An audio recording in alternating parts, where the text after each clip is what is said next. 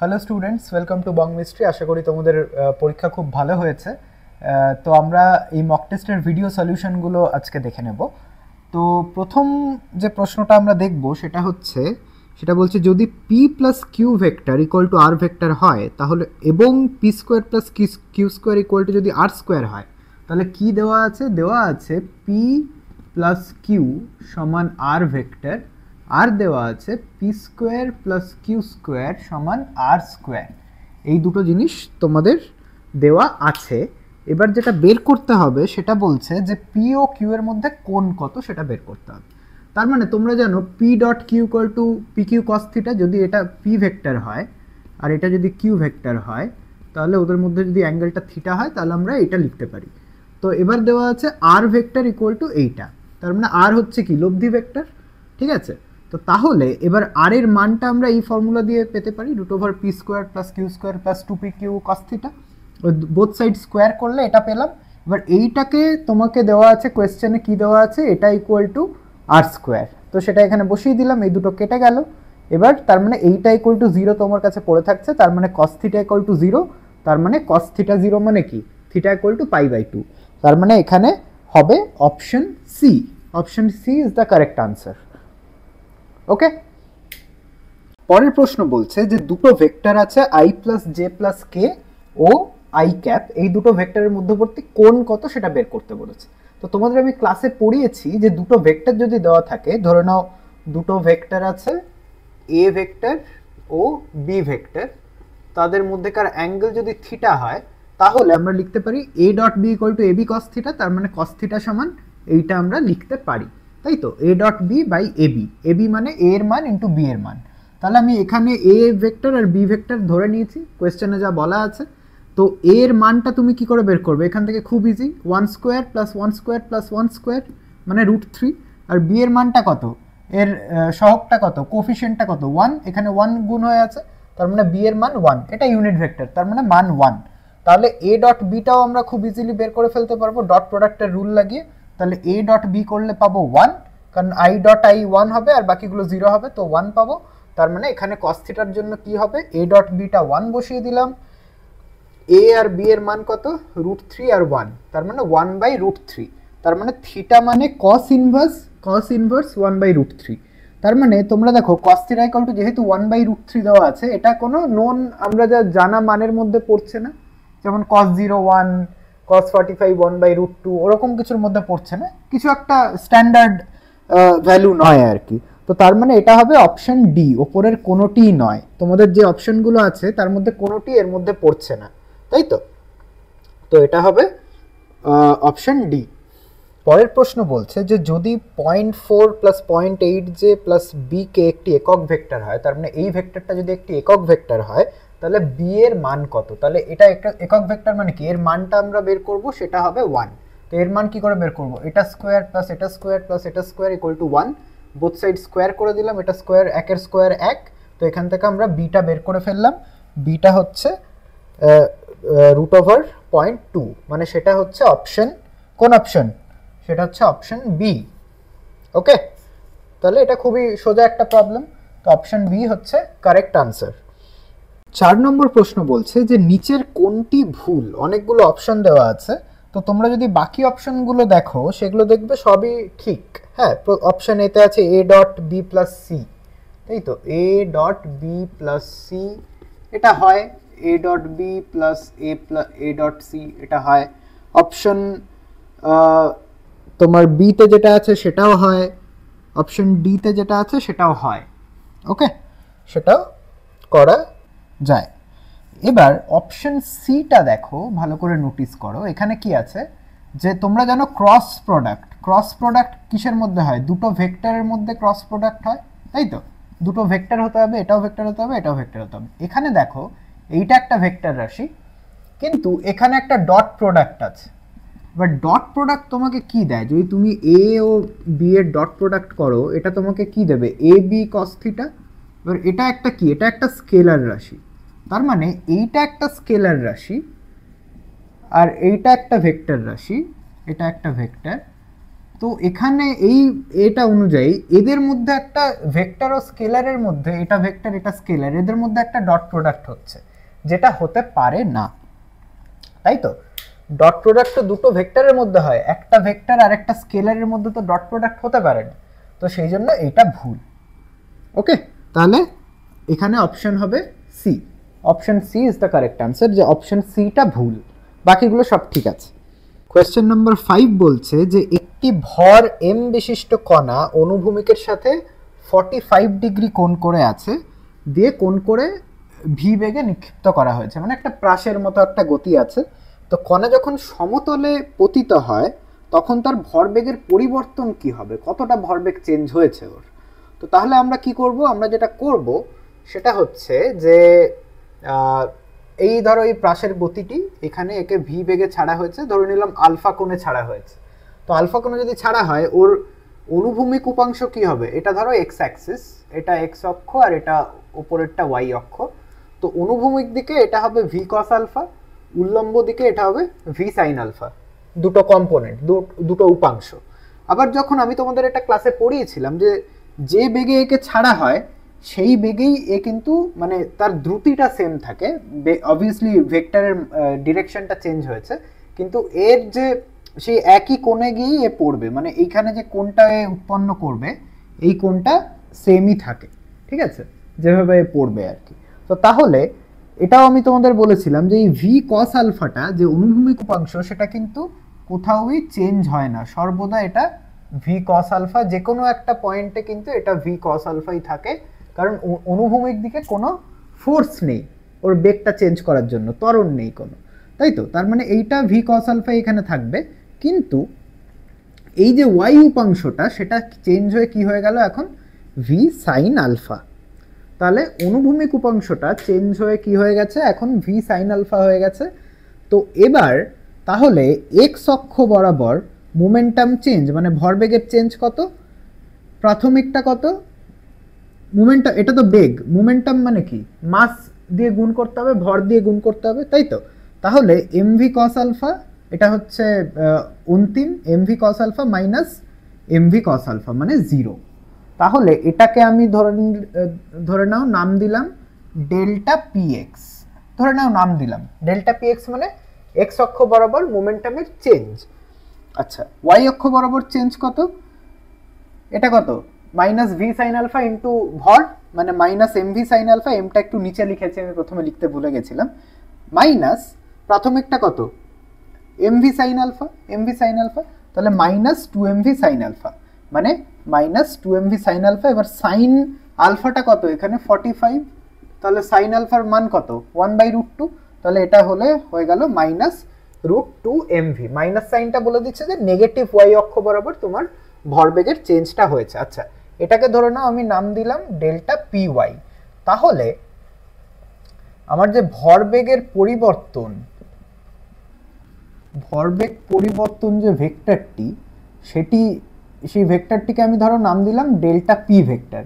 সেই delta P এর কে আমি লিখতে পারি delta P X I cap plus delta P Y J cap. এটা কি, এটা ভরবেগ তো একটা ভেক্টর, এবার ভরবেগের পরিবর্তনও একটা ভেক্টর হবে, তো সেই ভরবেগের পরিবর্তন ভেক্টরটাকে আমি বলছি ডেল্টা পি ভেক্টর। ডেল্টা মানে চেঞ্জ আর কি, তো ডেল্টা পি ভেক্টর মানে ডেল্টা পি এক্স, মানে এক্স এর কতটা পরিবর্তন হয়েছে প্লাস ওয়াই এর কতটা পরিবর্তন হয়েছে সেটা একটা ভেক্টর হিসেবে লিখে ফেলতে পারি। তাহলে ভরবেগের পরিবর্তনের মানটা কত হবে, এই ডেল্টা পি ভেক্টরের মানটা কি হবে, √ওভার ডেল্টা পি এক্স এর square plus delta P Y এর স্কোয়ার। তো এটা যদি করে দিই ডেল্টা পি এক্স এর ভ্যালু কত 0, তার মানে √ওভার 0 স্কোয়ার প্লাস এটা কত √2mv স্কোয়ার। তাহলে এটা যদি করা হয় আলটিমেটলি কি পাবে, √2mv তুমি পাবে, ঠিক আছে? তাহলে এখানে option A is the correct answer. এটা হবে মানে দেওয়া আছে mv√2, মানে একই ব্যাপার, mv√2 দেওয়া আছে অপশন এতে, তো সেটাই হচ্ছে তোমার কারেক্ট আনসার। তো এখানে আশা করি বুঝতে পারলে যে যদি ভরবেগের টোটাল পরিবর্তনটা দেওয়া থাকে তার মানে কি ভরবেগের মানে পরিবর্তনের মানটা তোমাকে চেয়েছে, তাই তো? তো সেটার জন্য তোমাকে দেখতে হবে এক্স বরাবর কতটা চেঞ্জ করেছে, ওয়াই বরাবর কতটা চেঞ্জ করেছে, দুটোই তোমাকে দেখতে হবে, দিয়ে সেই ভরবেগ পরিবর্তন ভেক্টরটা এইভাবে লিখতে হবে দেন তোমাকে তার মানটা ক্যালকুলেট করতে হবে। তো এটা ভরবেগের এক্স বরাবর পরিবর্তন, ওয়াই বরাবর পরিবর্তন, তার মানে টোটাল ভরবেগের পরিবর্তন হচ্ছে root over delta P X এর square plus delta P Y square, কারণ এটাকে আমি এইভাবে ভেক্টর হিসেবে লিখতে পারি। তো আশা করি এই কনসেপ্টটা তোমরা বুঝতে পেরেছো। পরের প্রশ্ন 6 নম্বর প্রশ্ন বলছে একজন মানুষ পূর্ব দিকে 2 কিলোমিটার পার ঘন্টা বেগে হাঁটছে, তার মানে এটা ধরো পূর্ব দিকে হাঁটছে, তার কাছে বৃষ্টি সোজা নিচে 2 কিমি পার আওয়ার বেগে পড়ছে বলে মনে হচ্ছে। তার মানে এই মানুষটার কাছে মনে হচ্ছে বৃষ্টিটা এরকম সোজাভাবে পড়ছে, তার মানে বৃষ্টিটার অ্যাকচুয়াল গতি সোজা নয়, মানুষটার কাছে মনে হচ্ছে বৃষ্টিটা এইভাবে পড়ছে, মানে মানুষটার কাছে বৃষ্টির আপেক্ষিক গতি হচ্ছে সোজা নিচে পড়ছে। ওকে, আচ্ছা, তাহলে এবার যেটা তোমাকে বের করতে হবে সেটা হচ্ছে বৃষ্টির প্রকৃত বেগ এবং উল্লম্বের সাথে কোণ কত সেটা বের করতে হবে।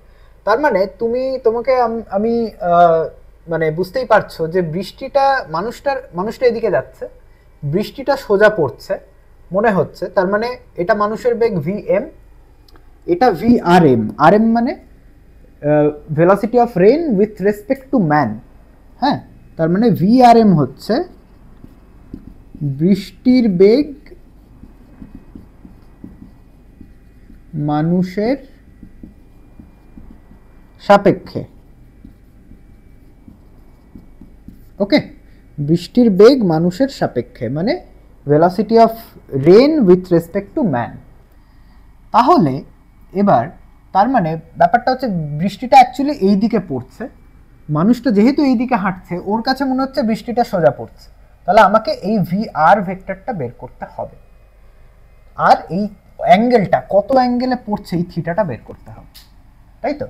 তাহলে এবার আমরা যেটা করব সেটা হচ্ছে, তো তোমরা জানো ভি আর এম মানে কি, বৃষ্টির গতি মানুষের সাপেক্ষে, মানেটা কি ভি আর মাইনাস ভি এম, বলেছিলাম আমি যার সাপেক্ষে বেগ সেটা মাইনাস হবে, তাই তো?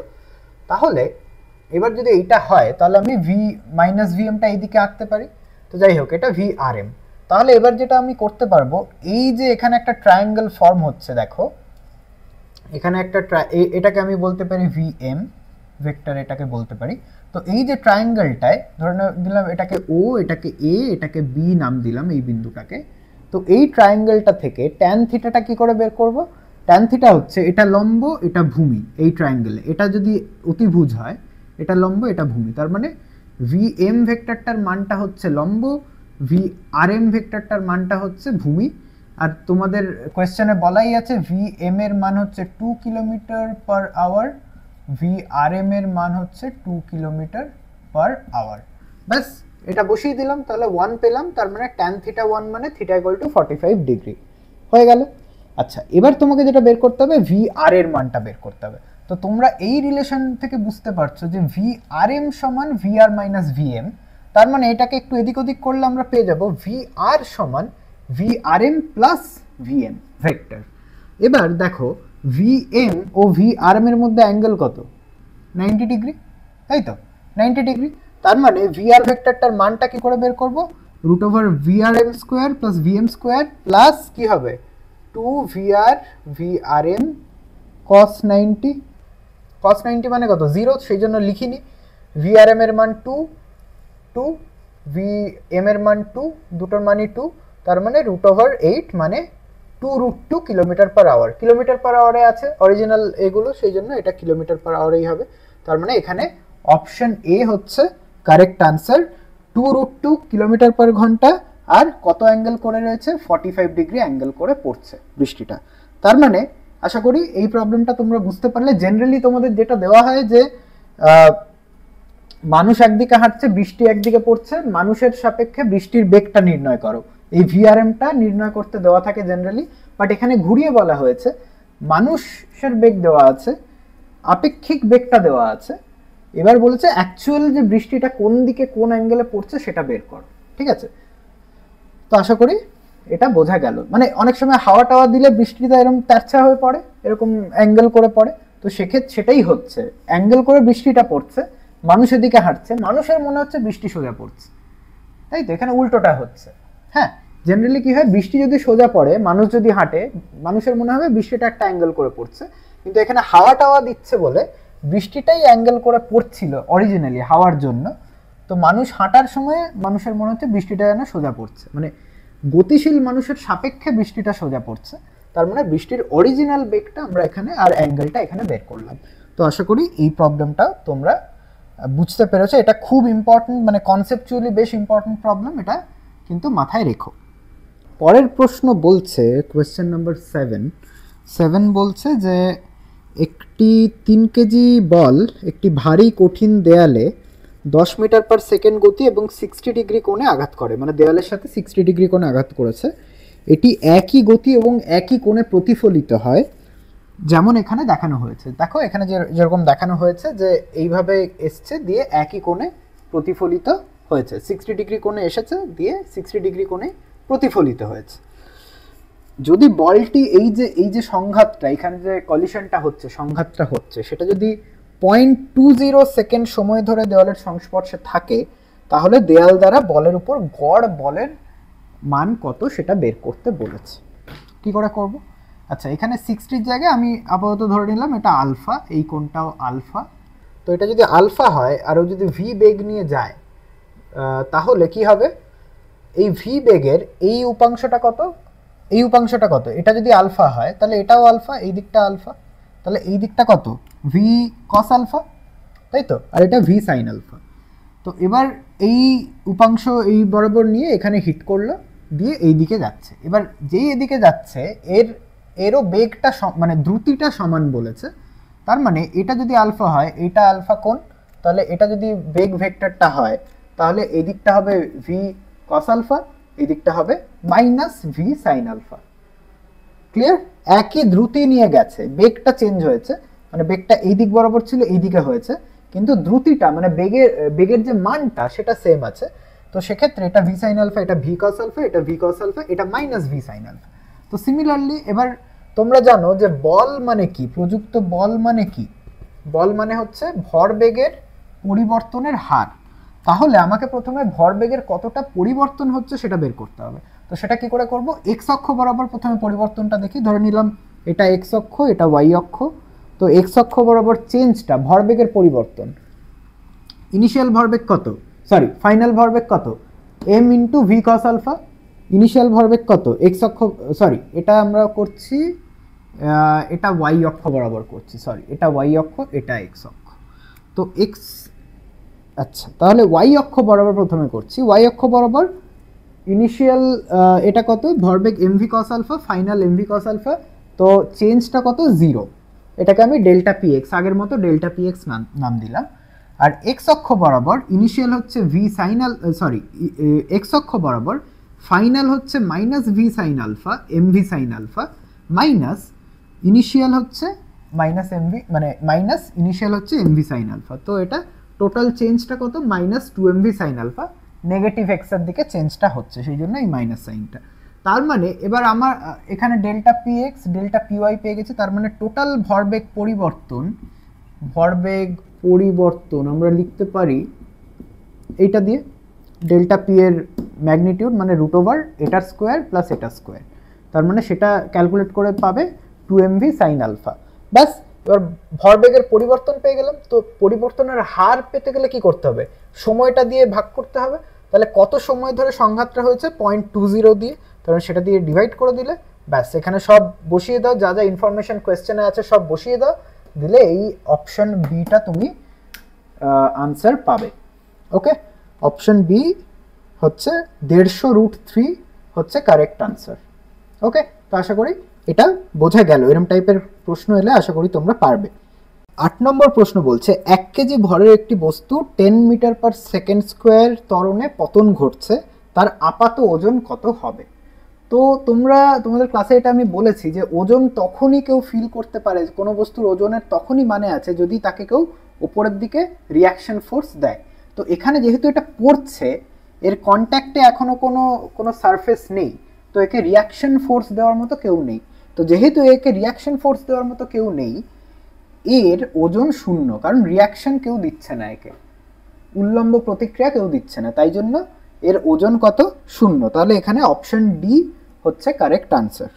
পরের প্রশ্ন বলছে একটি লিফট এ ত্বরণে নিচের দিকে চলছে, একটি লিফট এ ত্বরণে নিচের দিকে চলছে, একজন ব্যক্তি লিফটের মধ্যে একটি বল ফেলে, এই বলটা ধরো এই ব্যক্তিটি এরকম করে ফেললো। তো লিফটে থাকা ব্যক্তি এবং মাটিতে স্থিরভাবে দাঁড়ানো একজন ব্যক্তি সেই বলের যে ত্বরণ পর্যবেক্ষণ করবে তার মান কি কি হবে। তো প্রথমে দেখা যাক, প্রথমে লিফটের মধ্যে একটি ব্যক্তি আছে, তার ক্ষেত্রে দেখা যাক কি হচ্ছে। তো এটা অবভিয়াসলি যেহেতু লিফটের ভেতর আছে, এটা কি একটা নন ইনার্শিয়াল ফ্রেম। আমি ক্লাসে বহুবার বলেছি যে নন ইনার্শিয়াল ফ্রেম মানে অজড়ত্বীয় নির্দেশতন্ত্র। তো সেক্ষেত্রে কি হয়, একটা সিউডো ফোর্স বা অলিক বলের সৃষ্টি হয়। তো এই এই ফ্রেমটার, নন ইনার্শিয়াল ফ্রেমটার তোমার ত্বরণ কোন দিকে? ত্বরণ এই দিকে, তাই তো? ত্বরণ নিচের দিকে। তার মানে ত্বরণ যেহেতু নিচের দিকে, তাহলে যে অলিক বলটা ও ফিল করবে, যে অলিক বলটা ও দেখতে পাবে, সেটা কোন দিকে? এই অবজারভারের অ্যাক্সেলারেশন বা ত্বরণ নিচের দিকে। তার মানে এইটা হচ্ছে একটা অলিক বল ও দেখতে পাবে উল্টো দিকে। এটা হচ্ছে অলিক বল বা সিউডো ফোর্স, আর ওর দিকে গ্র্যাভিটি তো নিচের দিকে আছেই। ওকে, তো সেক্ষেত্রে এর যদি নেট ত্বরণ আমি ধরে নিলাম এ প্রাইম, তার মানে আমি নিউটনস ল দিয়ে লিখতে পারি মাস ইন্টু এ প্রাইম, এই বস্তুটার mass into A prime equal to কী হবে? গ্র্যাভিটি নিচের দিকে এমজি মাইনাস এম এ, উল্টো দিকে এম এ, এইদিকে M A prime equal to MG minus M A. তার মানে এর যে আলটিমেট নেট ত্বরণটা হবে সেটা হবে জি মাইনাস এ। তার মানে এর কাছে এই বস্তুটি জি মাইনাস এ ত্বরণ নিয়ে নিচের দিকে পড়ছে। কিন্তু তুমি যদি আবার যে মানুষটা পর্যবেক্ষণ করছে সে যদি গ্রাউন্ডে দাঁড়িয়ে থাকে, তার ক্ষেত্রে কোনো অলিক বলের অস্তিত্ব নেই, অলিক বলের অস্তিত্ব নেই, তাই তো? অস্তিত্ব নেই, কারণ এ কি, এ একটা ইনার্শিয়াল অবজারভার, ইনার্শিয়াল ফ্রেমে আছে। ইনার্শিয়াল ফ্রেমে বা জড়ত্বীয় নির্দেশতন্ত্রে অলিক বলের কোনো অস্তিত্ব থাকে না। তাহলে এর উপর যে একমাত্র বল এ অবজার্ভ করবে সেটা হচ্ছে খালি গ্র্যাভিটি এমজি। তাহলে এর যদি ত্বরণ এ প্রাইম ধরি, তাহলে M A prime equal to m g. আমি কি বলেছিলাম, নিউটনস ল কি বলে, যে mass into acceleration equal to কি, নেট ফোর্স, নেট বল, তাই তো? সেটাই আমরা এখানে ইউজ করছি সবসময়। যদি সুবিধার জন্য এক্স ওয়াইটা ধরে নেবে, কোন দিকটা পজিটিভ কোন দিকটা নেগেটিভ। তো এইটা আমি সব সাইন আলটিমেটলি এ করে লিখেছি। এই যদি এই কনভেনশন অনুযায়ী যদি লিখতে হয়, আমি ক্লাসে এটা বারবার বলেছি কি করে লিখবে, এটা হবে minus M A prime equal to M a minus m g. তো এই মাইনাস মাইনাস বোথ সাইডে যদি এ করে দাও, তাহলে M A prime equal to M G minus M A, তাই তো? এটাই এলো, এটাই আলটিমেটলি এলো। কিন্তু এখানে আমি প্রপার সাইন মেনটেন করে করেছি, এই দিকটা পজিটিভ এই দিকটা পজিটিভ আর এই দিকটা নেগেটিভ। তো এই দিকটা পজিটিভ যেহেতু, সেই জন্য এম এটা পজিটিভ আছে, এই দিকটা যেহেতু নেগেটিভ নিচের দিকটা, এটাও নেগেটিভ ধরেছি, ঠিক আছে? তো এইভাবে করেছি, এটা আমি ক্লাসে বহুবার বলেছি, তো আমি বারবার সেই জন্য বলছি না আর।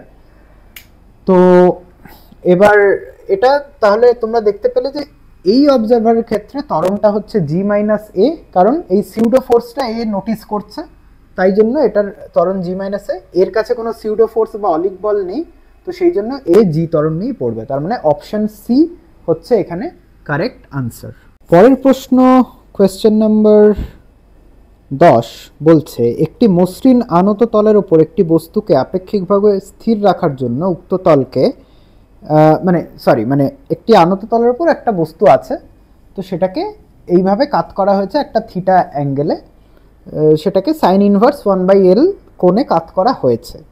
তলের সাথে সম্পর্কিত বস্তুটি স্থির রাখার জন্য অনুভূমিক ত্বরণ কত হওয়া উচিত? তো এখানে দেখো ব্যাপারটা হচ্ছে যে আমি যদি জাস্ট বস্তুটাকে এরমভাবে রেখে দিই, মানে ধরো না বস্তুটা আছে এরমভাবে জাস্ট একটা আনত তলে আছে, রেখে দিলাম, তো বস্তুটা কি হবে, যেহেতু কোনো ঘর্ষণ নেই, তো সেই জন্য কি হবে, এটা এই এমজি সাইন থিটা, এই ত্বরণ এই বলটার জন্য এইদিকে এই বলটা কি হয়, এমজি সাইন থিটা, ক্লাসে বহুবার করিয়েছি, এমজি সাইন থিটা এইদিকে, তো এই এমজি সাইন থিটার জন্য এদিকে স্লাইড করে পড়ে যাবে, তাই তো? তো এবার এইটা আটকানোর জন্য আমি একটা জিনিস করতে পারি, একে একটা অনুভূমিক এইদিকে ত্বরণ দিতে পারি।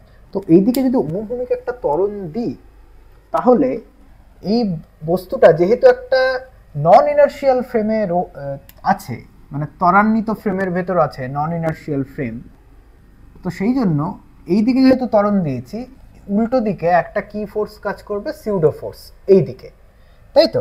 এইদিকে একটা সিউডো ফোর্স কাজ করছে। এবার এই সিউডো ফোর্সটা, এটা অ্যাঙ্গেলটা থিটা, এটা যদি থিটা হয় এটাও তো থিটা, এটা থিটা হলে এটাও অ্যাঙ্গেলটা থিটা, তো এই দিক বরাবর এর একটা কম্পোনেন্ট আসবে, একটা উপাংশ আসবে এম এ কস থিটা। তাহলে যদি এই এম জি সাইন থিটা আর এম এ কস থিটা সমান হয়, তাহলে এরা একে অপরকে ক্যান্সেল আউট করবে, সমান হলে বস্তুটি স্থির থাকবে, স্থির থাকবে যদি এটা হয়। তো এইটার থেকে আমাকে এ ত্বরণটা বের করতে হবে, যে কত ত্বরণ দিলে এটা স্থির অবস্থায় বসে থাকবে। তো M G sine theta equal to M A cos theta, তো এখান থেকে একটু ক্যালকুলেশন করে পাওয়া যাচ্ছে A equal to G tan theta. এবার বলে দিয়েছে যে এই থিটার মানটা হচ্ছে, থিটার ভ্যালুটা হচ্ছে সাইন ইনভার্স 1/L। তো সাইন ইনভার্স 1/L মানে সাইন থিটা সমান 1/L। তো তুমি যদি একটা ত্রিভুজ কনসিডার করো, সাইন থিটা মানে কি, লম্ব বাই অতিভুজ, তাহলে লম্ব জানো, অতিভুজ জানো, তোমাকে ভূমিটা জানতে হবে যাতে ট্যান থিটাটা বের করতে পারো। পিথাগোরাস লাগাও, 1 square plus X square equal to L square, বাস এখান থেকে এক্সট্রা পেয়ে গেলে root over L square minus 1, তার মানে এখান থেকে ট্যান থিটাটা হবে 1/x, মানে লম্ব বাই ভূমি 1/x 1/রুট over L square minus 1, বাস সেটা এখানে বসিয়ে দাও। তাহলে এটা কি হবে, এটা হয়ে যাবে জি ট্যান থিটা, মানে জি into 1/রুট over L square minus 1, তার মানে এটা হবে অপশন এ। কোয়েশ্চেন নাম্বার 11 বলছে একটি বস্তুর ওপর এই ফোর্সটি কাজ করছে যাতে বস্তু 1 মিটার পার সেকেন্ড স্কোয়ার ত্বরণ অর্জন করে, তাহলে বস্তুর ভর কত? তাহলে কি করে এটা করবে? তো তোমরা এই ফোর্সটা ভেক্টর আকারে দেওয়া আছে, তার মানে ফোর্সটার প্রথমে মানটা বের করতে হবে। মানটা কি হবে, রুট ওভার 36 মানে 6 স্কোয়ার প্লাস -8 স্কোয়ার মানে 64 প্লাস 10 স্কোয়ার মানে 100, তাহলে রুট ওভার 200 মানে 10√2 নিউটন। তার মানে এফ ইকুয়াল টু এম এতে এর জায়গায় 1 বসিয়ে দাও, দিলে মাসটা পেয়ে যাবে 10√2 কেজি। মানে এটা খুবই সিম্পল একটা প্রবলেম, তো আশা করি এটা বোঝা গেছে। তারপরের প্রশ্ন বলছে যে একটি বস্তু আরেকটি বস্তুর পৃষ্ঠের ওপর স্লাইড করতে শুরু করে যখন সেটিকে 10 নিউটন বল দিয়ে টানা হয়, যদি 5 নিউটন বল দিয়ে টানা হয় তাহলে যে ঘর্ষণ বল কাজ করবে সেটার মান কত? এটা একটু বেশ কনসেপচুয়াল প্রশ্ন, খুবই ইজি। তো ব্যাপারটা বলেছে 10 নিউটন দিয়ে যদি টানা হয় তাহলে ও জাস্ট স্লাইড করতে শুরু করে, তার মানে ফ্রিকশনের যে সীমাস্থ মান ফ্রিকশনের, লিমিটিং ভ্যালু, সেটার মান কত? 10 নিউটন। তাহলে যদি ওকে 5 নিউটন দিয়ে টানা হয় তাহলে ঘর্ষণের মান কি হবে? তো প্রযুক্ত বল যেহেতু 5 নিউটন, এক্ষেত্রে যেহেতু সেটা ম্যাক্সিমাম ফ্রিকশনের থেকে কম, তাহলে এই ফ্রিকশনের মানটাও 5 নিউটনই হবে, কারণ এক্ষেত্রে আর স্লাইড করবে না। এটা এই বলটা দিলে জাস্ট স্লাইড করতে শুরু করে, এখানে কিন্তু আর স্লাইড করবে না, কারণ এই বলটা কি হয়, এর সাথে প্রযুক্ত বলের সাথে বাড়তে থাকে। আমি একটা গ্রাফ তোমাদের পড়িয়েছিলাম কি, এটা যদি প্রযুক্ত বল হয় আর এটা যদি ঘর্ষণ হয়, এটা ধরো ফ্রিকশন আর এটা প্রযুক্ত বল, তাহলে ফ্রিকশনটা এরকমভাবে বাড়তে থাকে, কত দূর অবধি বাড়তে থাকে, একটা ম্যাক্সিমাম ভ্যালু অবধি, সেটাই হচ্ছে এই ফ্রিকশনের ম্যাক্সিমাম ভ্যালু। তারপর থেকে এটা একটু কমে কনস্ট্যান্ট হয়ে যায়, তাই তো? তো যেহেতু এইটা 10, এটা 10 নিউটন, এটাও 10 নিউটন, তার মানে এই জায়গায় কি হবে, 5 নিউটন হলে ফ্রিকশনের মানও 5 নিউটনই হবে। ওকে, তো এটা 5 নিউটনই হবে, তার মানে এটা হবে অপশন সি। অপশন সি হবে এটা। ওকে, তো আশা করি এটা বোঝা গেছে। পরের প্রশ্ন বলছে ভর এম এর একটি বস্তু আর একটি ভর ক্যাপিটাল এম এর উপরে রাখা হয়েছে, তাদের মধ্যে ঘর্ষণ সহগ হলো মিউ। সর্বাধিক কত ত্বরণে নিচের বস্তুটিকে সরানো যেতে পারে যাতে উপরের বস্তুটি পিছলে না গিয়ে তার সাথেই চলতে থাকে? তো ভালো করে দেখো কি বলছে, বেশ ইন্টারেস্টিং প্রশ্ন এটা। তো বলছে এই বস্তুটিকে এদিকে অ্যাক্সেলারেট করা হচ্ছে, এদিকে ত্বরান্বিত করা হচ্ছে, এর উপরে একটা বস্তু রাখা আছে, এই যে তলটা, এই তলটায় ঘর্ষণ আছে আর সেই সহগটা হচ্ছে মিউ, ঘর্ষণ গুণাঙ্ক। তাহলে বলছে এটাকে কত ত্বরণে এদিকে যে আমি সরিয়ে নিয়ে যেতে পারি যাতে এই বস্তুটি পিছলে না পড়ে যায়। তাহলে দেখো এই যে বস্তুটি আমি যদি এটাকে ত্বরণে নিয়ে যাই, এই বস্তুটি একটি নন ইনার্শিয়াল ফ্রেমে আছে, তাই তো, কারণ এটা ত্বরান্বিত ফ্রেমে আছে। তো যেহেতু এটা নন ইনার্শিয়াল ফ্রেম, উল্টো দিকে কি কাজ করবে? সেই অলিক বল, অলিক বল, সিউডো ফোর্স। সিউডো ফোর্সের জন্য এইদিকে চলে যেতে চাইবে। এবার এইটাকে আটকানোর জন্য যেই এদিকে যেতে চাইবে, ফ্রিকশন কি করবে? গতির উল্টো দিকে কাজ করবে, ফ্রিকশনটা এইদিকে কাজ করবে, ব্যাস। তাহলে এটা স্থির থাকার জন্য কি হতে হবে? এর ওপর টোটাল ফোর্স কি কি আছে? এদিকে অলিক বল, এদিকে ফ্রিকশন, এদিকে উল্লম্ব প্রতিক্রিয়া, এদিকে গ্র্যাভিটি, তাই তো। তাহলে এই সবগুলো বলকে সমান হতে হবে যাতে এটা নিচে না পড়ে, মানে প্রত্যেক অ্যাক্সিস ওয়াইজ ইকুয়াল হতে হবে। তার মানে এই দুটোতে ইকুয়াল হয় আর আর এমজি, তাহলে এইটাকে এর সাথে ইকুয়াল হতে হবে, ঘর্ষণের সাথে এই অলিক বলটা ইকুয়াল হতে হবে। তার মানে m a equal to f f হতে হবে। আবার এফ এফ আমরা কি জানি? এফ এফ মানে কি? মিউ আর, তাই তো, মিউ ইন্টু আর।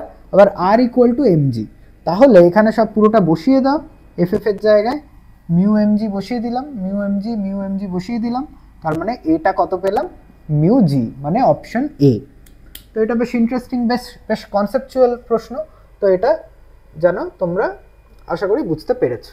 পরের প্রশ্ন বলছে 14 নম্বর, বলছে 60 কেজি ভরের একজন অগ্নি নির্বাপক কর্মী একটি খুঁটি ধরে নিচে স্লাইড করছেন। তিনি খুঁটিকে 600 নিউটন বল ধরে চেপে ধরেছেন। হাত ও খুঁটির মধ্যে ঘর্ষণ গুণাঙ্ক হচ্ছে 0.5। তাহলে তিনি কত ত্বরণে নিচে নামবেন? জি ধরে নাও 10 মিটার পার সেকেন্ড স্কোয়ার। বেশ ভালো প্রবলেম, ভালো করে দেখা যাক কি হচ্ছে।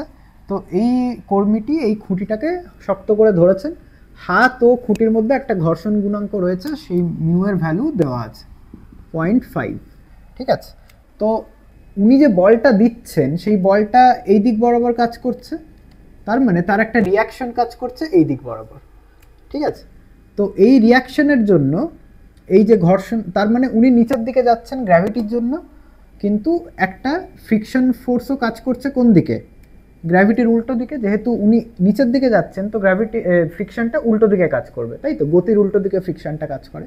তাহলে আমি ধরে নিলাম উনি নিচে এ ত্বরণ নিয়ে নিচের দিকে স্লাইড করছেন। তাহলে আমি যদি ওপর দিকটা পজিটিভ ওয়াই অ্যাক্সিস ধরি, তাহলে কি হবে? পজিটিভ ওয়াই অ্যাক্সিস বরাবর, এক্স অ্যাক্সিস বরাবর কিছু নেই, ওয়াই অ্যাক্সিস বরাবর এফ এফটা পজিটিভ, এমজিটা নেগেটিভ নিচের দিকে আছে, আর এটা নিচের দিকে নেগেটিভ, তার মানে মাইনাস এম। এটা নিউটনস ইকুয়েশনটা লিখে দিলাম। তো এবার জাস্ট একটু এদিক ওদিক করলাম, MG minus F F equal to M A. তার মানে MG minus mu R. F F মানে কি? এফ এফ মানে ফ্রিকশন ফোর্স, মানে মিউ আর, ঘর্ষণটা মিউ আর। তার মানে এবার আরটা কত হবে? উনি যতটা ফোর্স এদিকে দিচ্ছেন, উনি ধরে নিলাম এফ ফোর্স এদিকে দিচ্ছেন, তার মানে এফ ইকুয়াল টু আর হবে, তাই না? কারণ এই দিক বরাবর তো কোনো গতি নেই, যতটা উনি দিচ্ছেন খুঁটিটাও ওনাকে রিয়াকশনটা ততই দিচ্ছে। তার মানে এটা হচ্ছে কত? 600 নিউটন যেটা উনি দিচ্ছেন, ঠিক আছে, 600 নিউটন। তার মানে এখান থেকে আমাকে অ্যাক্সেলারেশনটা বের করতে হবে। তার মানে এম এ ইকুয়াল টু, সব বসিয়ে দিলাম, এম ইন্টু জি, জি এর ভ্যালু 10 মাইনাস মিউ এর ভ্যালু 0.5, আর এর ভ্যালু 600 বসিয়ে দিলাম। তো এবার ক্যালকুলেশনটা করলে আমরা যেটা পাবো 5 মিটার পার সেকেন্ড স্কোয়ার। তো এটা হচ্ছে অপশন ডি, অপশন ডি। ওকে। পরের প্রশ্ন 15 নম্বর বলছে একটি ভর এম এর একটি গুলি ভি বেগে গতির অবস্থায় একটি স্থির ভর এম এর মধ্যে প্রবিষ্ট হয়ে দুটো একসাথে চলতে শুরু করলো। এই দুটো একসাথে চলতে শুরু করলো, ধরে নিলাম এটা ভি প্রাইম বেগে চলতে শুরু করলো। তাহলে যৌথ ব্লকের গতিশক্তি কি হবে সেটা বের করতে হবে। তাহলে এখানে আমাকে কি লাগাতে হবে? ভরবেগ সংরক্ষণ, ভরবেগের সংরক্ষণ সূত্র আমাকে লাগাতে হবে। তাহলে প্রাথমিক ভরবেগ বা মোমেন্টাম মানে কি? এমভি প্লাস এটার জিরো, স্থির অবস্থায় ছিল, তার মানে প্রাথমিক ভরবেগ এমভি।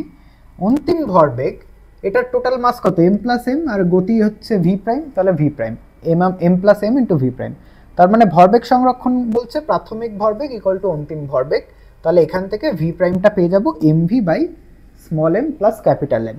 তো এবার ভি প্রাইমটা যেই পেয়ে গেলাম, এবার এর গতিশক্তি কি হবে? হাফ এর মাস কত? এম প্লাস এম, আর বেগ কত ভি প্রাইম, তো তার স্কোয়ার, তার মানে half m plus M into v প্রাইমের এইটা বসিয়ে দাও এখানে, তো কাটাকাটি হয়ে আলটিমেটলি অপশন এটা তোমরা পাবে। তো অপশন এ হচ্ছে এখানে কারেক্ট আনসার। পরের প্রশ্ন বলছে 16 নম্বর, যে ভর এম এর একটি বস্তু পূর্ব দিকে এগোচ্ছে ও সমান ভরের আরেকটি বস্তু উত্তর দিকে এগোচ্ছে, দুটো বস্তুরই দ্রুতি হচ্ছে ভি। তাহলে সংঘর্ষের পরে উভয় বস্তু একসাথে যদি লেগে যায় তাহলে সংঘর্ষ পরবর্তী বেগ কত হবে সেটা বের করতে হবে। তো তাহলে আমি ধরে নিলাম যে এইটা হচ্ছে আমার পূর্ব দিক, বা এটাকে আমি বেসিক্যালি এক্স অ্যাক্সিস বলতে পারি, এটা ওয়াই অ্যাক্সিস, এটাই হচ্ছে উত্তর দিক, তাই তো, নর্থ আর ইস্ট।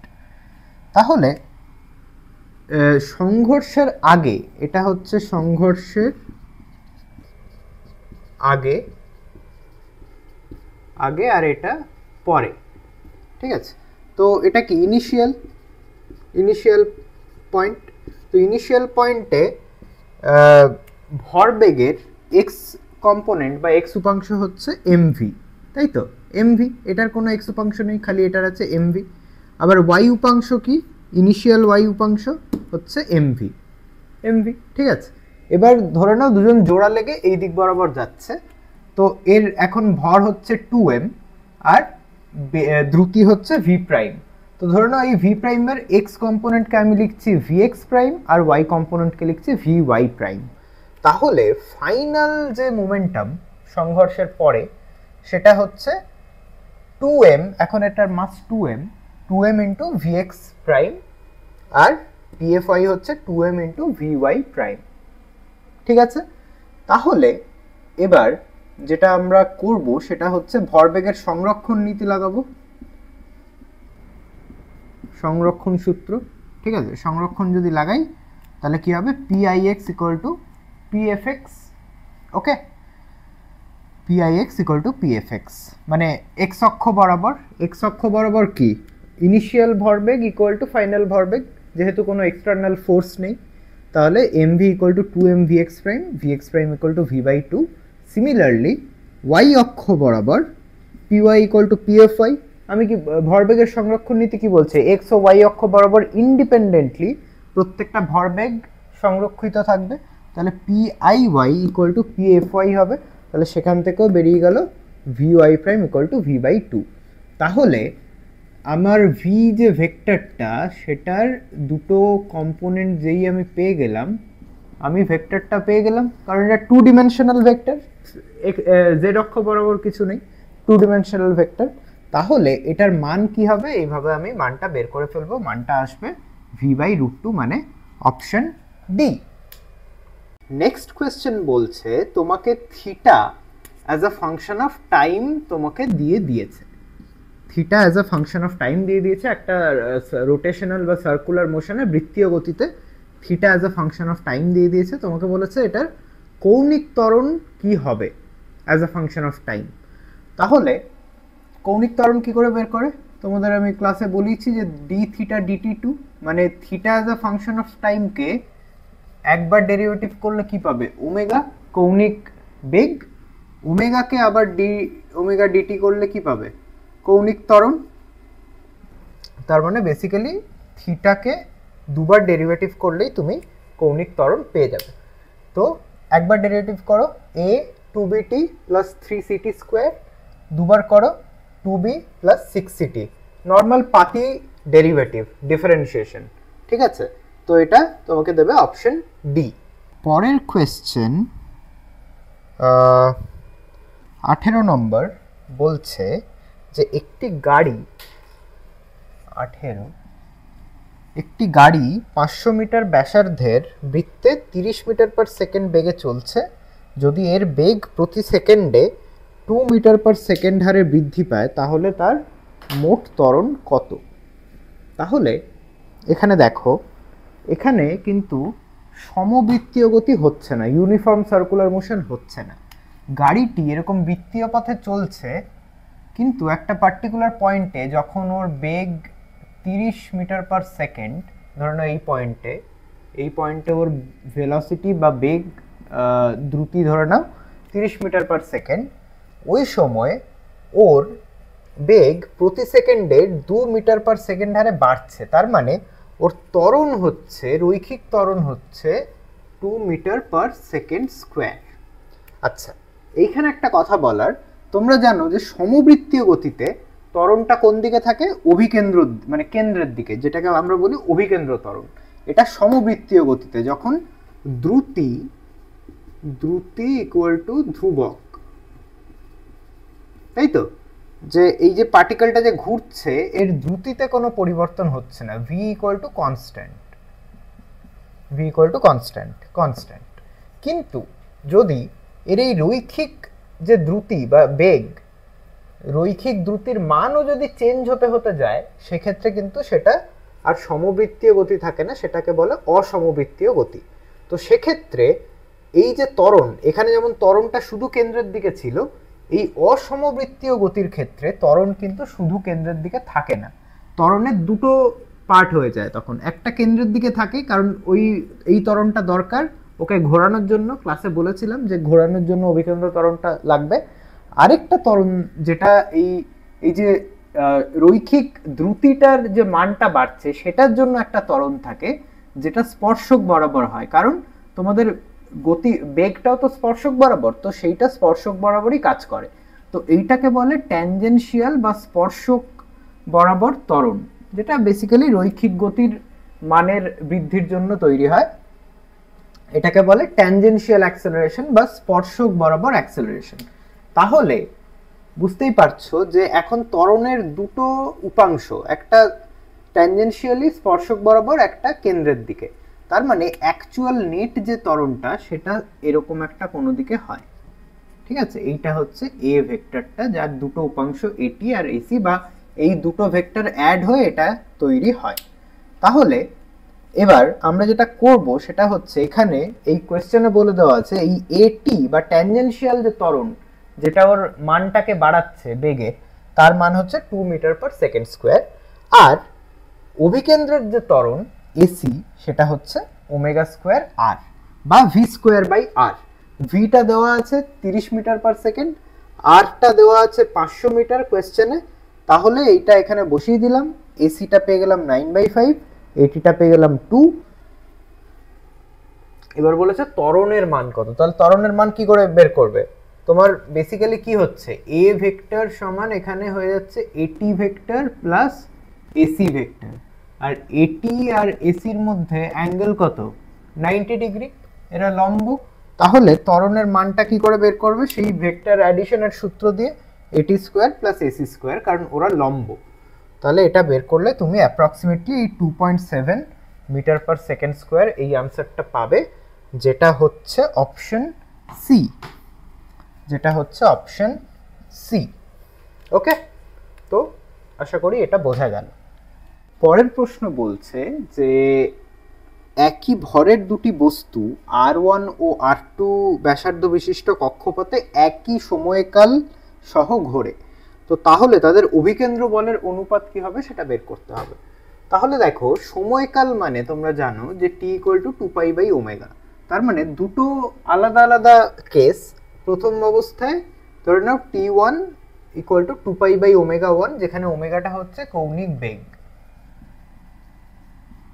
বেগের মান আর কি বেসিক্যালি, আর t2টা হচ্ছে 2π/ω2। এবার বলেছে t1/t2 ইকুয়াল টু 1, অনুপাতটা 1 বা তারা সেম সমান। তার মানে এখান থেকে আমরা দেখতে পাই ω1 ইকুয়াল টু ω2, কারণ এই 2π গুলো কেটে যাবে আর কি। তো এবার অভিকেন্দ্র বলের ফর্মুলাটা কি? m⍵1 স্কোয়ার r1 বা m⍵2 স্কোয়ার r2, তাই তো। এইভাবে তাহলে এই দুটোর অনুপাত কি হবে? এইগুলো যদি বসিয়ে দাও, যেহেতু এই দুটো সমান, কেটে যাবে, কেটে যাবে, তাহলে এটা হবে r1/r2, মানে অপশন বি। পরের প্রশ্নটা বলছে একটি কণা 20/π মিটার ব্যাসার্ধের বৃত্তে চলছে ধ্রুবক স্পর্শকার ত্বরণ সহ, মানে ট্যানজেনশিয়াল অ্যাক্সেলারেশন নিয়ে। তো যদি সেকেন্ড আবর্তনের শেষে তার বেগ হয় 80 মিটার পার সেকেন্ড, তাহলে স্পর্শক ত্বরণটি কত হবে সেটা বের করতে হবে। কি করে করব? তাহলে ওর ইনিশিয়াল কৌণিক বেগ 0 স্থির থেকে শুরু করেছে, এত ব্যাসার্ধের বৃত্তপথে ঘুরছে। আচ্ছা, আলফাটা ইকুয়াল টু কনস্ট্যান্ট, আলফা হচ্ছে কৌণিক ত্বরণ মানে, আর রৈখিক ত্বরণ আর কৌণিক ত্বরণের মধ্যে সম্পর্ক কি? Alpha equal to A equal to alpha R, যেমন V equal to omega R, তো সিমিলারলি এখান থেকে এটা আসে A equal to alpha R. ঠিক আছে, যেহেতু এটা কনস্ট্যান্ট, আলফাটাও কনস্ট্যান্ট, কারণ আরটাও কনস্ট্যান্ট। তাহলে সেকেন্ড রোটেশন বলেছে, সেকেন্ড রোটেশন দুবার রোটেশন মানে কি? থিটা মানে 4 পাই, একবার রোটেশনে ঘুরে 2 পাই, দুবার রোটেশনে ঘুরবে 4 পাই। তাহলে সেকেন্ড রোটেশনের পরে ওর যে বেগ, রৈখিক বেগ, সেটা বলেছে 80 মিটার পার সেকেন্ড। ওকে, তাহলে 80 মিটার পার সেকেন্ড রৈখিক বেগ হলে কৌণিক বেগ কত? এটা V equal to omega R formula থেকে এলো, তাই তো?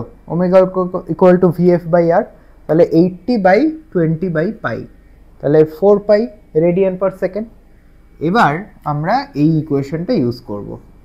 আমাদের কি বের করতে হবে? আমরা জানি ডব্লিউ এফ জানি, ডব্লিউ আই জানি, থিটা জানি, সব জানি। আলফাটা বের করতে হবে, তাহলে ডব্লিউ এফ স্কোয়ারের জায়গায় 16 পাই স্কোয়ার হয়ে গেল। ডব্লিউ আইটা 0, মানে বেসিক্যালি এটা ইনিশিয়াল আর কি, ইনিশিয়াল ডব্লিউ আই ইনিশিয়াল, এটা ফাইনাল, এটা ইনিশিয়াল কৌণিক বেগ। আর থিটাটা হচ্ছে 4 পাই। তাহলে এখান থেকে সব যদি আমি করে ফেলি, আলফাটা পেয়ে গেলাম 2 পাই রেডিয়ান পার সেকেন্ড স্কোয়ার কৌণিক ত্বরণ। আর রৈখিক ত্বরণ, স্পর্শক ত্বরণটা কি পাবো আমরা? রৈখিক ত্বরণ মানে স্পর্শক, ট্যানজেনশিয়াল ত্বরণ, স্পর্শক বরাবর যে ত্বরণ, সেটাই হচ্ছে এইটা।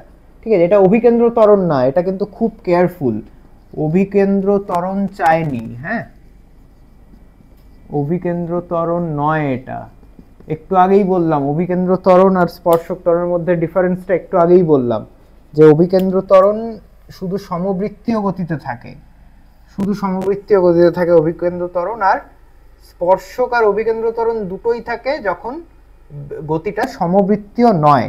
এখানে সমবৃত্তীয় নয় কারণ একটা ত্বরণ আছে, তাই না? এই কৌণিক ত্বরণ আছে, তার করেসপন্ডিং একটা রৈখিক ত্বরণ আছে, তো সেই জন্য এর স্পর্শক ত্বরণটা হবে আলফা আর, এগুলো সব বসিয়ে দিলে 40 মিটার পার সেকেন্ড, এটা হবে অপশন ডি।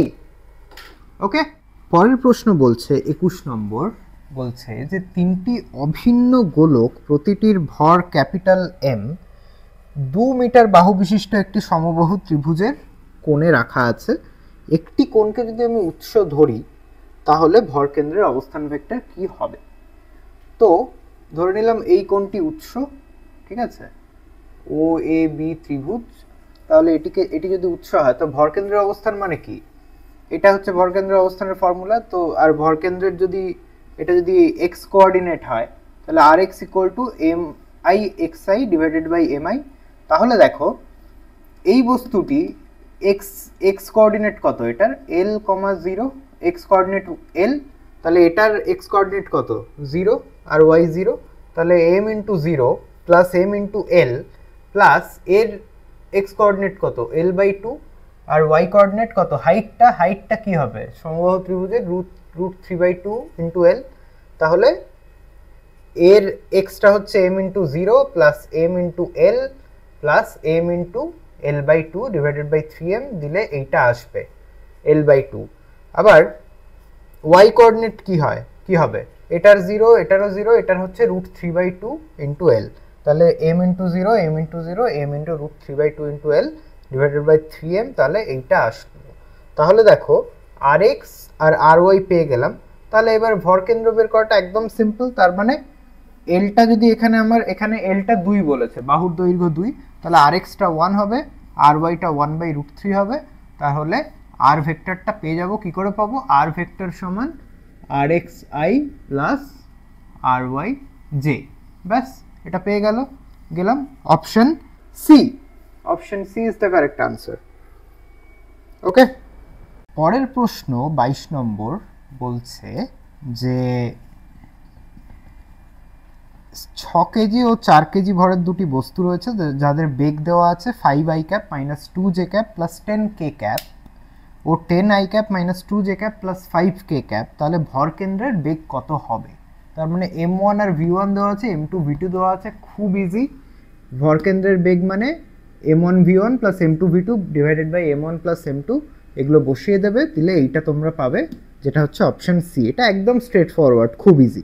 পরের প্রশ্ন বলছে একটি সমতল রাস্তায় ব্যাসার্ধ 30 মিটারের একটি বৃত্তাকার বাঁক ঘুরতে গাড়ি সর্বাধিক কত বেগ নিতে পারবে যদি রাস্তা এবং টায়ারের মধ্যে ঘর্ষণ গুণাঙ্ক হয় 0.4। তো এটাও খুবই ইজি। এটা তোমাকে জাস্ট যেটা করতে হবে, আমি ক্লাসে পড়িয়েছিলাম যে ভি ম্যাক্স এরকম একটা বৃত্তাকার পথে যদি এ নিতে হয় তাহলে ভি ম্যাক্সটা কত হওয়া যায়, √ মিউ আর জি। তো মিউ এর জায়গায় 0.4, আর এর জায়গায় 30, আর জি এর জায়গায় 10 বসিয়ে দাও। আচ্ছা, এইখানে যেটা বলার সেটা হচ্ছে এইটা আলটিমেটলি তোমার আসবে √120। এবার √120 করাও তো ইজি না, ঠিক আছে?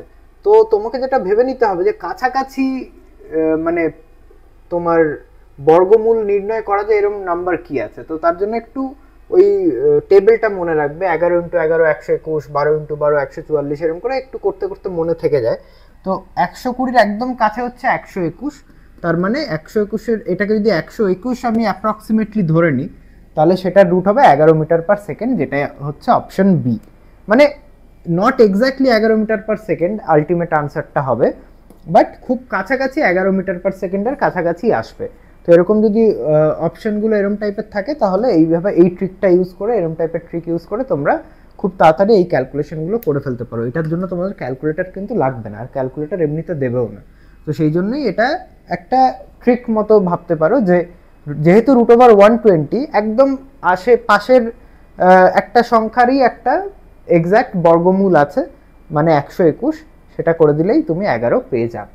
পরের প্রশ্নটা হচ্ছে মাত্রা বিশ্লেষণের প্রশ্ন, যে বলছে যদি বেগ, সময় ও বলকে মৌলিক রাশি হিসেবে ধরা যায় তাহলে ভরের মাত্রা কি হবে সেটা জিজ্ঞেস করেছে। তো V, T and F R মৌলিক রাশি, তাহলে ভরের মাত্রা কি হবে? তো তোমরা এমন একটা ইকুয়েশন ভাবো যেটা এই কোয়ান্টিটিগুলোকে কানেক্ট করে।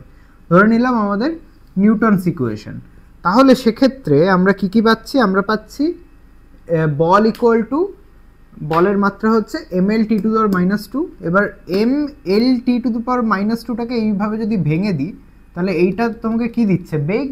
তাহলে ফোর্স ইকুয়াল টু মাস, বেগ ইন্টু সময় ইনভার্স।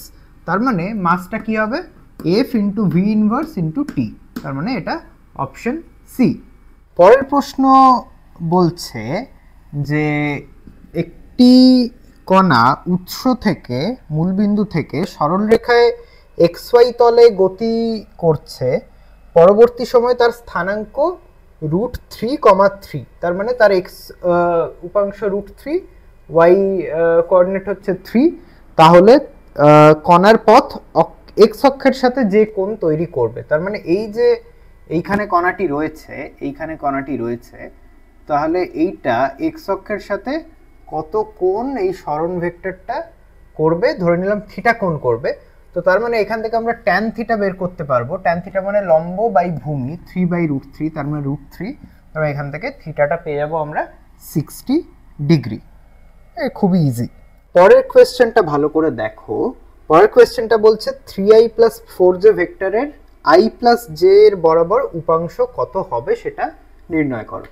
তো তোমাদের একটা জিনিস আমি বলে দিই, এ ভেক্টর যদি দুটো ভেক্টর দেওয়া থাকে, মানে ধরে নাও একটা ভেক্টর হচ্ছে এ ভেক্টর আর একটা হচ্ছে ধরো বি ভেক্টর।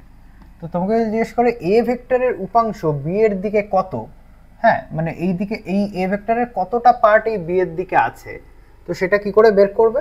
সেটা বের করার উপায় হচ্ছে এইটা করতে হবে, a.b ক্যাপ তার সাথে বি ক্যাপ গুণ হয়ে থাকবে। এটা কি করে হচ্ছে ভালো করে দেখা যাক। একটা এক্সাম্পল নেওয়া যাক। ধরে নাও একটা ভেক্টর দেওয়া আছে a = 2i + 3j। এটা এক্সাম্পল, এটা কিন্তু এই প্রবলেমটা না, এটা একটা এক্সাম্পল। এই এ আর এই এর মধ্যে ডিফারেন্স আছে, মানে এই এটা কোয়েশ্চেনের এ আর এই এটা আলাদা। তাহলে এ ধরে নাও 2i + 3j, তাহলে এর i এর দিকে কতটা পার্ট আছে? i এর দিকে আছে 2i ক্যাপ ভেক্টরটা আছে। কি করে পাচ্ছি? ধরো যাক এইটা আমি ক্যালকুলেট করলাম a.i * i ক্যাপ, তাই তো? i এর দিকে x এর দিকে চাইছি, i ক্যাপের দিকে চাইছি, ঠিক আছে? x এর দিকে চাইছি, x অ্যাক্সিসের দিকে। তো x অ্যাক্সিসের দিকের ইউনিট ভেক্টরটা কত? i cap. এরও যেমন b এর দিকে চাইছে, তো b এর দিকের ইউনিট ভেক্টর কত? b cap. তাহলে a.i ক্যাপ করলে কি পাবে? 2 পাবে। এটা করলে কি পাবে? 2 পাবে। আর সাথে i ক্যাপ, তার মানে এটাই দেখো, এটাই আছে x এর দিকে, ঠিক আছে? তো সিমিলারলি এইটা আমাকে ক্যালকুলেট করতে হবে ইন জেনারেল। তো বি ভেক্টরের এটা হলে বি ক্যাপ হবে এইটা, তাহলে এ ডট বি ক্যাপ তুমি কি পাবে, এইটা পাবে। এ ডট বি ক্যাপ এইভাবে 7/√2, তাহলে a dot b cap into b cap করলে পাবে 7/2 i প্লাস জে। এটা হচ্ছে অপশন ডি। এর পরের প্রশ্ন বলছে যে এই জিনিসটির মান কত জিজ্ঞেস করেছে। তো ধরো না বি আর এ দুটো ভেক্টর আছে যাদের মধ্যেকার অ্যাঙ্গেল থিটা। তো বি ক্রস এ করলে কি হবে, বি ক্রস এ একটা ভেক্টর দেবে যেটা এই তল থেকে লম্ব, তাই তো এই দিকে। তো সেই লম্ব ভেক্টরটার সাথে আবার যদি এর ডট প্রোডাক্ট করি কি দেবে তোমাকে, ধরো না বি ক্রস এ হচ্ছে সি, এবার আমি কি বললাম সি লম্ব এর সাথে, তাহলে সি ডট এ তোমাকে কি দেবে, 0 দেবে। তাহলে এখানে অপশন ডি হচ্ছে কারেক্ট আনসার। পরের প্রশ্ন বলছে একটি কণার ত্বরণ এ যা বিশ্রাম অবস্থা থেকে শুরু করে সময়ের সাথে পরিবর্তিত হয় এই সমীকরণ অনুযায়ী আলফা টি প্লাস বিটা। তো বলেছে সময় টি পরে কণার বেগ কত হবে সেটা নির্ণয় করো। তো সময়ে গেছে 0 থেকে টি, ঠিক আছে, বিশ্রাম থেকে শুরু করেছে মানে ভিও গেছে 0 থেকে কিছু একটা, সেটা বের করতে হবে। ঠিক আছে, ভিটা 0 থেকে কিছু একটা হয়েছে, এটা কত হয়েছে সেটা বের করতে হবে, ত্বরণটা এইটা। তো আমরা জানি ত্বরণ সমান ডিভি ডিটি, বেগ পরিবর্তনের হার, তাই তো। তাহলে ডিভি ডিটি ইকুয়াল টু এটা, তার মানে ভিটা বের করতে গেলে কি করতে হবে, বোথ সাইড ইন্টিগ্রেট করতে হবে, মানে ডিভি মানে কি আলফা টি প্লাস বিটা ইন্টু ডিটি।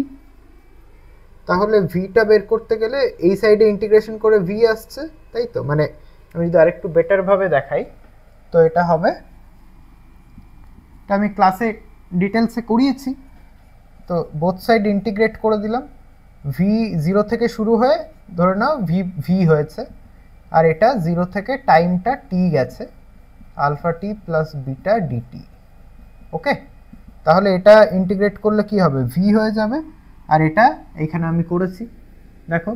তাহলে আলফা টি এখানে ডিটি হবে একটা, তাহলে আলফা টি ডিটি হলে ইন্টিগ্রেশন হলে alpha t square by 2 into plus beta into t, 0 থেকে টি লিমিটগুলো বসিয়ে দেবো, বসিয়ে দিলে আলটিমেটলি এইটা পাবে alpha t square by 2 plus beta t. Okay, তো আশা করি এটা কোনো প্রবলেম হয়নি তোমাদের বুঝতে। পরের প্রশ্ন বলছে যে x equal to x as a function of T, x একটা সময়ের অপেক্ষক হিসেবে এইভাবে দেওয়া আছে। বলছে টি ইকুয়াল টু 4 সেকেন্ডে এর বেগ কত হবে সেটা নির্ণয় করতে হবে। তো v equal to d x d t করা যায়। তো ডিএক্স ডিটি করলে কি হবে, বেগ ইকুয়াল টু বা দ্রুতি ইকুয়াল টু ডিএক্স ডিটি, এটা বলেছি ক্লাসে। তার মানে এটা হবে 3t minus 8t plus 3t square. তো এটা যদি হয়ে যায় তাহলে 4 সেকেন্ডে বেগ কি হবে, 3 মাইনাস 8 4 32 প্লাস 3 ইন্টু 4 4 16, তাহলে এটা হয়ে যাবে 19 মিটার পার সেকেন্ড। সেটা হচ্ছে তোমাদের অপশন এ, অপশন এ। পরের প্রশ্ন বলছে একটি চাকায় স্পর্শে থাকা একটি মানে মেঝের স্পর্শে থাকা একটি বিন্দু পি ধরা হয়েছে, চাকাটি মাটিতে গড়াচ্ছে। আচ্ছা, যদি চাকাটি হাফ বার ঘোরে, হাফ বার মানে কি, পাই রোটেশন, 2 পাই মানে ফুল রোটেশন, হাফ রোটেশন মানে পাই, এবং ব্যাসার্ধ যদি 1 মিটার হয় তাহলে পি বিন্দুর সরণ কত হবে। তাহলে দেখো চাকাটা গড়িয়েছে, পিছলাচ্ছে না, জাস্ট পিওর রোলিং, হ্যাঁ জাস্ট গড়িয়েছে এতটা। তো এতটা যেই গড়িয়েছে তার মানে পি বিন্দুটা এখানে ছিল, পি বিন্দুটা এখানে এসেছে, পাই রোটেশন হয়েছে। তো পাই রোটেশন মানে এ কতটা পথ গেছে, পাই আর গেছে। যদি ফুল রোটেশন হতো 2 পাই আর লিনিয়ার ডিস্টেন্স যেত, কিন্তু যেহেতু হাফ রোটেশন হয়েছে তার মানে কি, হাফ রোটেশন মানে কি, এইটুকুর যতটা মানে লেংথ, এইটুকুর লেংথ কত, এইটুকুর লেংথ হচ্ছে পাই আর, তাহলে এই পাই আর অ্যামাউন্টই ও এতটা গেছে এই দিকে, তাই তো। তো এই পাই আর অ্যামাউন্ট যে গেছে সেই জন্য পি বিন্দুটা এখানে এসছে।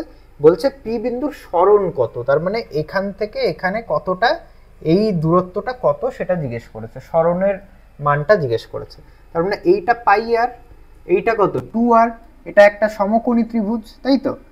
এই পুরোটা এটা একটা সমকোণী ত্রিভুজ। তাহলে এখান থেকে দেখো আর স্কোয়ার ইকুয়াল টু, এটা অতিভুজ, equal to pi r square plus 2r square. তাহলে তুমি এইটা পেয়ে যাবে। এবার আর এর ভ্যালু 1, তার মানে তুমি অপশন বিটা হচ্ছে কারেক্ট আনসার। ওকে, 31 নম্বর পরের কোয়েশ্চেনটা বলছে যে এল দৈর্ঘ্য এবং এম ভর বিশিষ্ট একটি সুষম দণ্ড, একটা স্টিক, এটা একটা দণ্ড কিন্তু, একটি ঘর্ষণবিহীন তলের ওপর উল্লম্বভাবে স্থির অবস্থায় আছে। দণ্ডের বি প্রান্তে, এটা বি প্রান্ত, বি প্রান্তে একটি ঘাত বল প্রয়োগ করা হলে দণ্ডটি তার পূর্বের অবস্থানের সাথে 90 ডিগ্রি ঘুরতে কত সময় নেবে? ধরে নাও ঘূর্ণন রডের কেন্দ্রবিন্দুর সাপেক্ষে হচ্ছে। তার মানে রডটি মানে এরকম অবস্থায় ছিল, একে এমন একটা দিলাম যে ঘুরে এরকম হয়ে গেল, ঠিক আছে? জাস্ট একে একটা বল দিলাম, ঘুরে এরকম হয়ে গেল। তো সেটা কতক্ষণ লাগবে সেটা জিজ্ঞেস করেছে। তো তার মানে কেন্দ্রবিন্দুর সাপেক্ষে এই ডিস্টেন্সটা কত? l/2। তো ঘূর্ণনটা হবে এই কেন্দ্রের সাপেক্ষে ঘূর্ণন হবে, তাই তো? কেন্দ্রের সাপেক্ষে ঘূর্ণন হবে। তো কেন্দ্রের সাপেক্ষে টর্ক কত? টর্ক মানে কি? বল ইন্টু বলের বাহু। তো বলটা কত? পি। বলের বাহুটা কত? l/2, l/2 into P. এই কেন্দ্র সাপেক্ষে মোমেন্ট অফ ইনার্শিয়া বা জাড্য ভ্রমক কত দণ্ডের ক্ষেত্রে? 1/12 ml²। তার মানে টাউটা কি হবে? Tau equal to I alpha আমরা জানি। তাহলে ত্বরণটা, কৌণিক ত্বরণটা হচ্ছে টাউ বাই আই। তাহলে সেটা হয়ে যাবে, এই পুরোটা এগুলো বসিয়ে দাও, এগুলো যদি বসিয়ে দাও তাহলে এটা হবে 6p/ml। তাহলে এবার কৌণিক ত্বরণ জেনে গেছি, কতটা কৌণিক সরণ জেনে গেছি। কৌণিক সরণ কত, কতটা ঘুরছে? 90 ডিগ্রি। এবার 90 ডিগ্রিতে বসালে হবে না, তোমাকে রেডিয়ানে বসাতে হবে। তাহলে পাই/2 রেডিয়ান। তাহলে স্থির অবস্থা থেকে শুরু করেছিল, পাই/2 রেডিয়ান, কৌণিক ত্বরণ জানি, সময়টা বের করতে হবে। কি ইকুয়েশন লাগাবো? এইটা, theta equal to omega 0t plus half এটি স্কোয়ার। ওমেগা 0 হচ্ছে ইনিশিয়াল কৌণিক বেগ। তো এটা 0, এটা ইকুয়াল টু 0, স্থির অবস্থা থেকে শুরু। তাহলে থিটা ইকুয়াল টু হাফ এটি স্কোয়ার, থিটার জায়গায় পাই/2, এগুলো সব করে দিলাম। তো এখান থেকে তুমি বের করে ফেলতে পারবে টি ইকুয়াল টু √π/α, তার মানে πml/6p, মানে এটা হচ্ছে অপশন সি। পরের প্রশ্ন বলছে একটি যুবক ও একটি বালক একটি ভারহীন রড যার দৈর্ঘ্য l ও একটি m ভরের বস্তু ঝুলিয়ে ধরে আছে, ঠিক আছে? তো রডের দুই প্রান্ত দুজনের কাঁধে চাপানো আছে। বস্তুটি বালকের থেকে কত দূরে ঝোলালে বালকের অপেক্ষা 3 গুণ বেশি ভার তোমার যুবকটি বহন করবে? তো সেটা কি করে হবে? তো বেসিক্যালি এরকম একটা রডে একটা বস্তু ঝোলানো আছে, সেটা এরকম করে দুজন কাঁধে ধরে আছে, এরকম করে একটা এটা ধরো আমার কাঁধে আছে, আরেকটা এটা আরেকটা কারোর কাঁধে আছে। তো এবার তোমাদের কমন সেন্স কি বলছে? যদি তুমি বস্তুটা আমার দিকে বেশি ঝুলিয়ে দাও, তাহলে আমার এই কাঁধে ভরটা বেশি পড়বে, মানে ভর বেশি পড়ছে মানে কি? কাঁধে ওজনটা বেশি পড়ছে, তার মানে কি? কাঁধ থেকে একটা রিয়াকশন ফোর্স যাচ্ছে।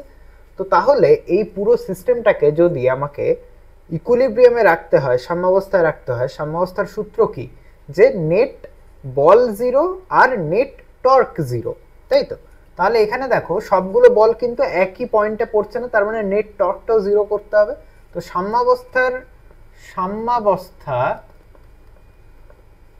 সাম্যাবস্থা কখন তুমি পাবে? নেট ফোর্সটা যদি 0 হয়, তার মানে এই দুটো ফোর্সের যোগফল যদি এই ভরের সমান হয়, তো W ইকুয়াল টু এখানে mg, ঠিক আছে?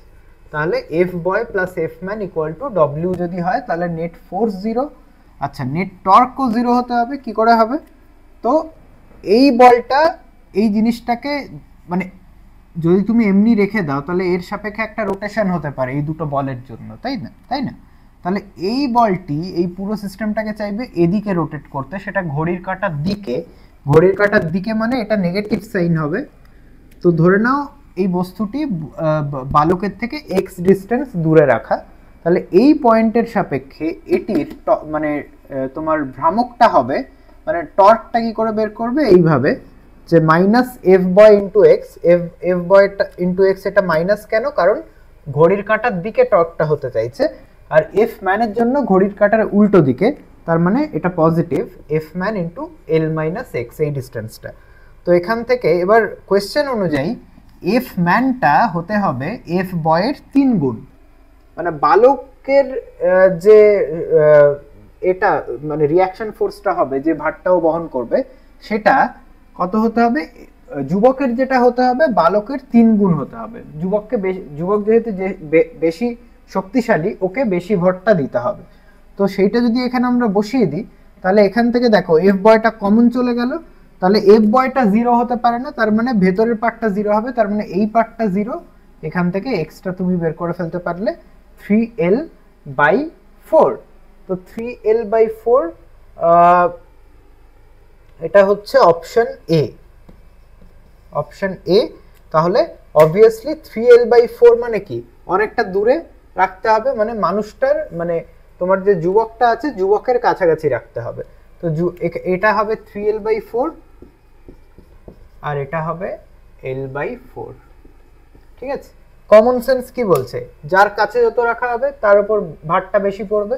ঠিক আছে, তো আশা করি এটা বোঝা গেল। এটা সাম্যাবস্থায় নেট ফোর্স 0 হতে হবে, নেট টর্ক 0 হতে হবে।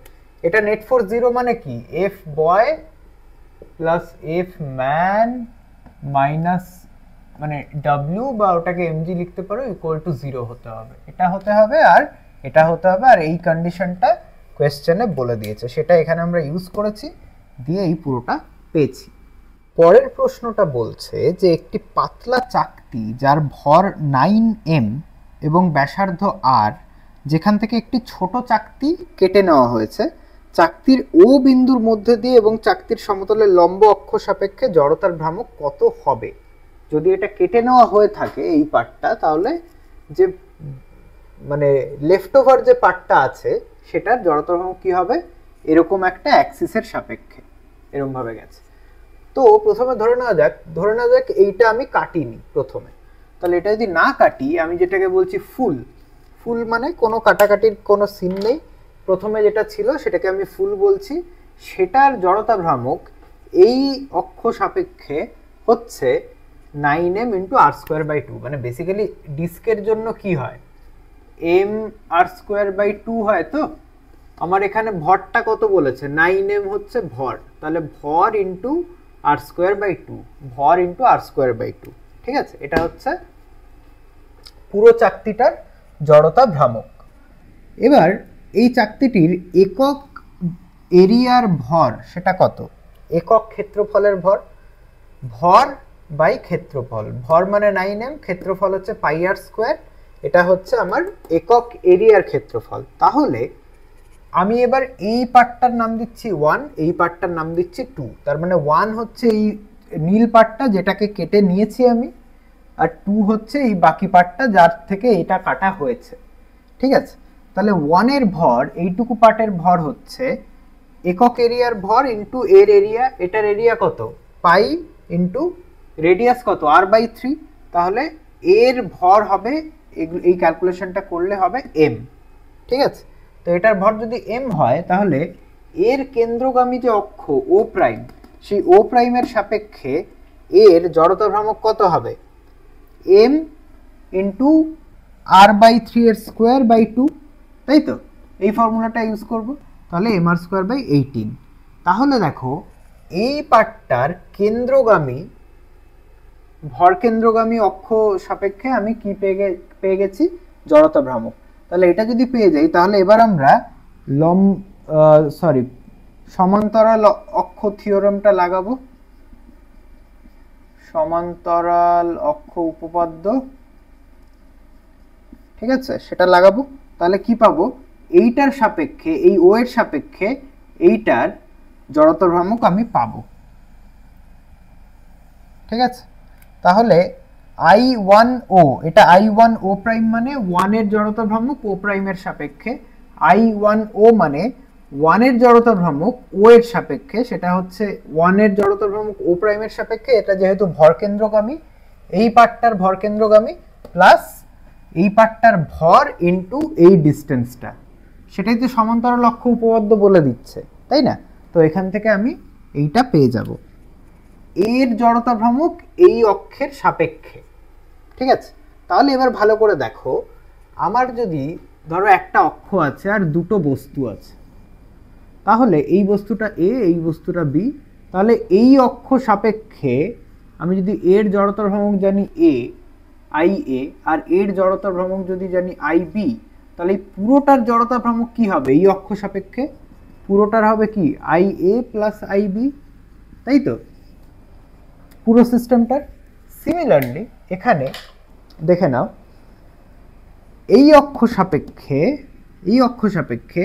এই টোটাল ব্যাপারটার আমি জড়তা ভ্রামক জানি। টোটাল ব্যাপার মানে এই পুরোটার ফুল, সেটার জড়তা ভ্রামক আমি জানি এটা। আচ্ছা, এই অক্ষ সাপেক্ষে এই পার্টটার জড়তা ভ্রামক আমি জানি এইটা।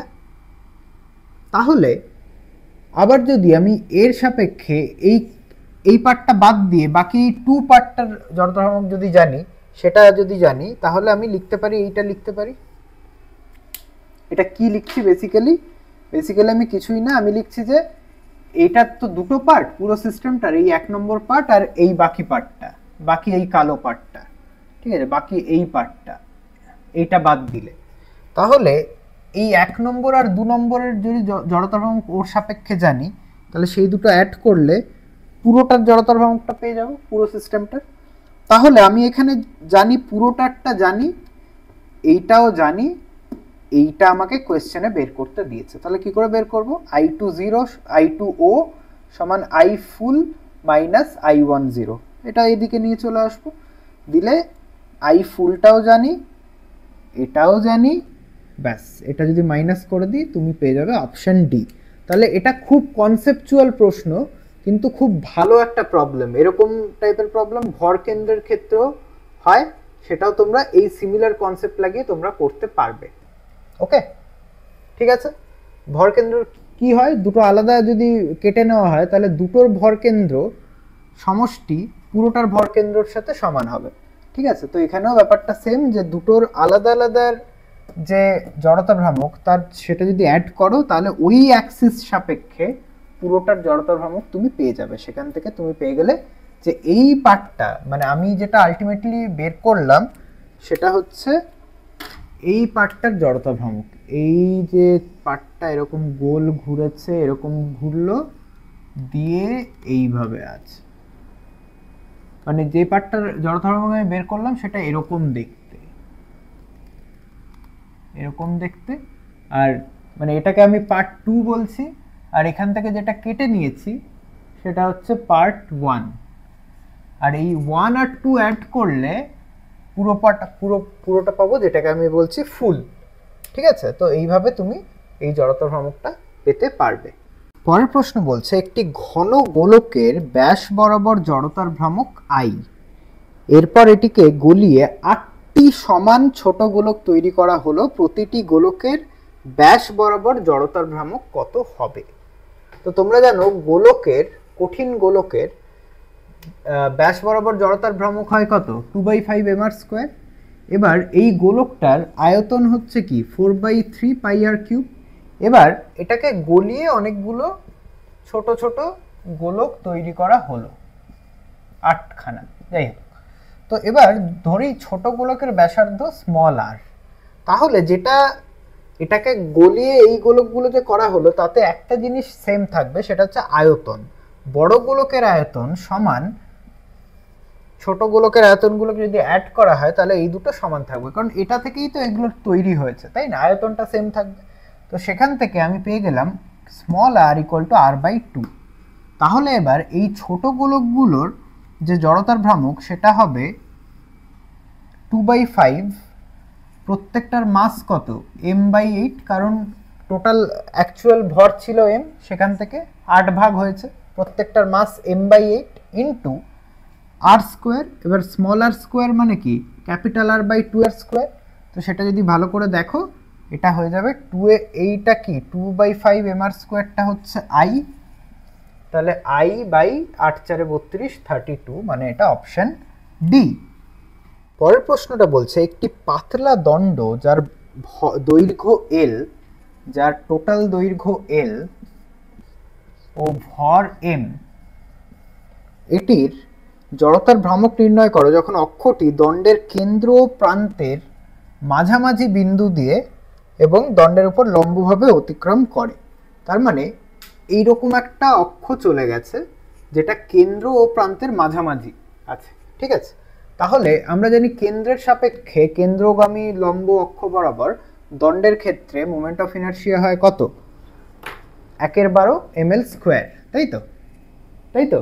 1/12 ml স্কোয়ার হয়, এটা হয়, ঠিক আছে।